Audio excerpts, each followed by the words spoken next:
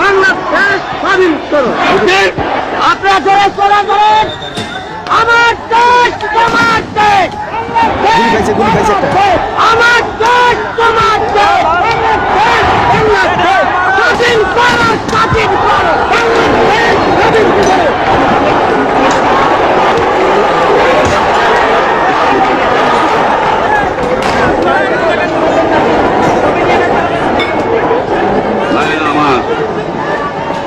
আজ দুঃখ ভারাক্রান্ত মন নিয়ে আপনাদের সামনে হাজির হয়েছি। আপনারা সবই জানেন এবং বোঝেন আমরা আমাদের জীবন দিয়ে চেষ্টা করেছি,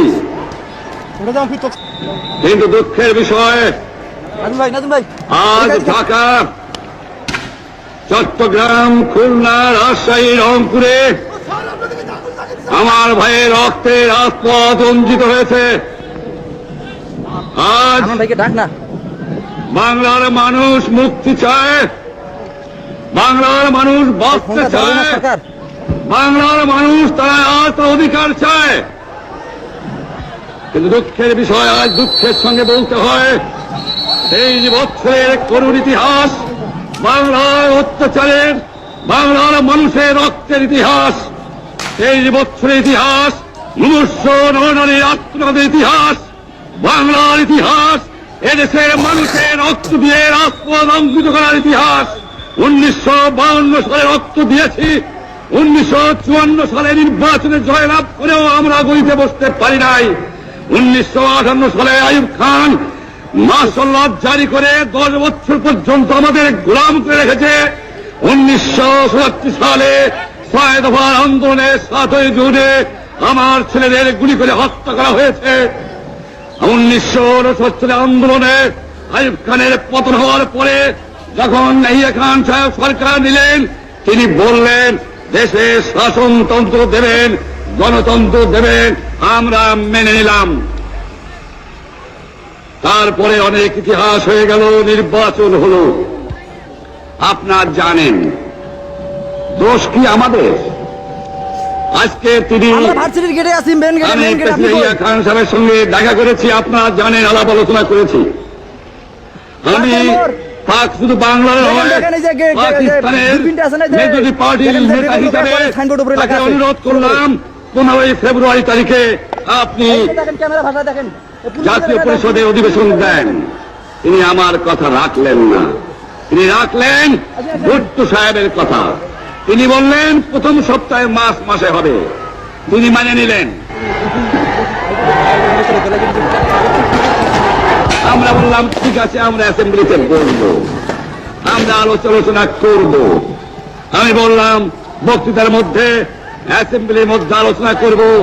এমনকি আমি এ পর্যন্ত বললাম যদি কেউ ন্যায্য কথা বলে, আমরা সংখ্যায় বেশি হলেও একজন যদি সে হয়, তার ন্যায্য কথা আমরা মেনে নেব।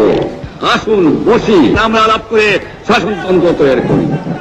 তিনি বললেন পশ্চিম পাকিস্তানের মেম্বাররা যদি এখানে আসে তাহলে কসাইখানা হবে অ্যাসেম্বলি। যদি কেউ অ্যাসেম্বলিতে আসে তাহলে সোমবার থেকে করাচি পর্যন্ত দোকান জোর করে বন্ধ করা হবে। তারপরেও যদি কেউ আসে তাকে সন্ন্যাসার করা হবে। আমি বললাম অ্যাসেম্বলি চলবে। তারপরে হঠাৎ 1 তারিখে অ্যাসেম্বলি বন্ধ করে দেওয়া হলো। কি পেলাম আমরা? আমার পয়সা দিয়ে অস্ত্র কিনেছি বহিঃশত্রু আক্রমণ থেকে দেশকে রক্ষা করার জন্য। আজ সেই অস্ত্র ব্যবহার হচ্ছে আমার দেশের গরিব দুঃখী নিরস্ত মানুষের মধ্যে, তার বুকের উপরে হচ্ছে গুলি।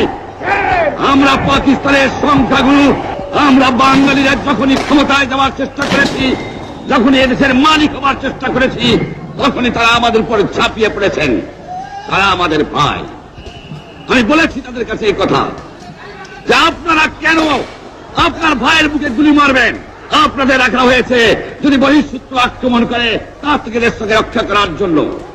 তারপরে উনি বললেন যে আমার নামে বলেছেন, আমি নাকি বলে স্বীকার করেছি যে 10 তারিখে রাউন্ড টেবল কনফারেন্স হবে। আমি নাকি একথা বলে দেবার চাই, আমি তাকে তা বলি নাই। টেলিফোনে আমার সঙ্গে তার কথা হয়। তাকে আমি বলেছিলাম, জনাব ইয়াহিয়া খান সাহেব, আপনি পাকিস্তানের প্রেসিডেন্ট, দেখে যান, ঢাকায় আসেন কিভাবে আমার গরিবের পরে, আমার বাংলার মানুষের অবুকের পরে গুলি করা হয়েছে, কি করে আমার মায়ের কোল খালি করা হয়েছে, কি করে মানুষকে হত্যা করা হয়েছে।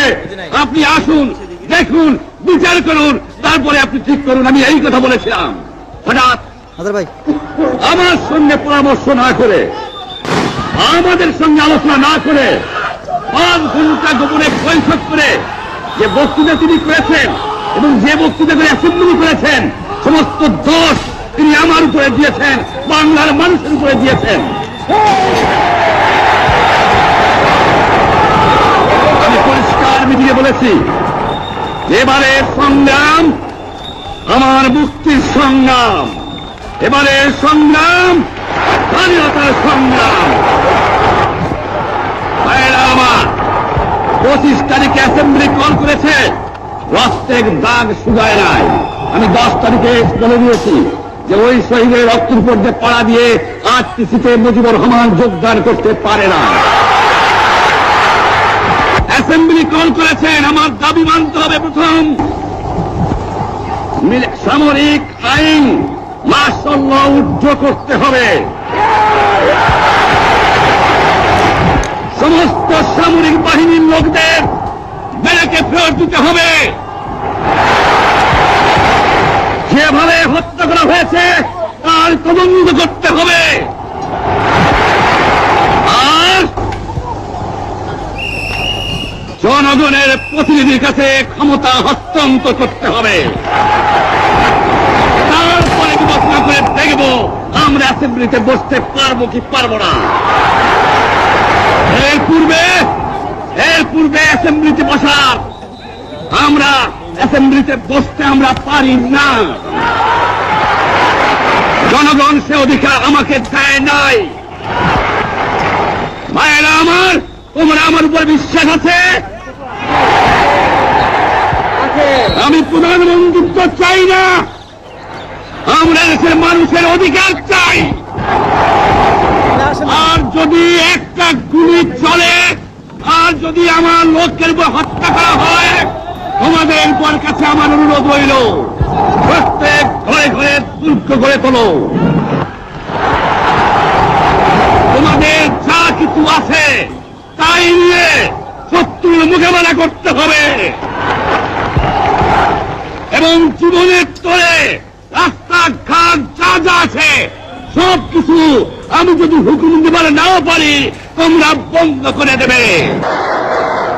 আমি পরিষ্কার অক্ষরে বলে দেবার চাই যে আজ থেকে এই বাংলাদেশে কোর্ট কাছারি, আদালত, ফৌজদারি, শিক্ষা প্রতিষ্ঠান অনির্দিষ্টকালের জন্য বন্ধ থাকবে।